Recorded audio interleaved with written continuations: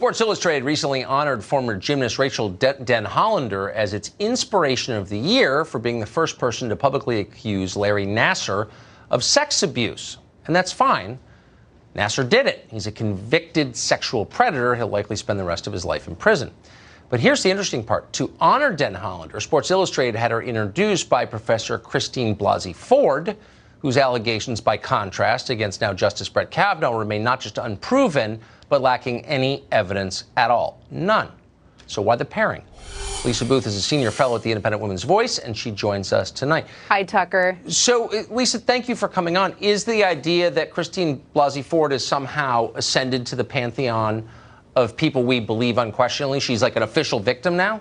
I think that's what it looks like. And I think that's the danger more broadly with the Me Too movement, because it presumes that every woman is telling the truth and every man is guilty. And that's what we saw with the Brett Kavanaugh confirmation hearings. And I think that's why so many people like myself took issue with the way that he was being treated in the left, because the comparison between the two stories is both intellectually dishonest and it's just wrong. I have no problem with Rachel receiving this award. She was unquestionably brave by bringing those allegations against Nassar. There were 300-something women that stepped forward to also bring forward allegations. 125 brought forward criminal complaints. The problem is putting her in the same category with Christine Ford, who has no corroborating evidence, no corroborating witnesses. If anything, one of her best friends, who she named, Leland Kaiser, said that she's never met Brett Kavanaugh, does not remember the party in question, and later told the FBI that she felt pressured, or at least reportedly felt pressured by Ford's friends to change her story. By the time the Washington Post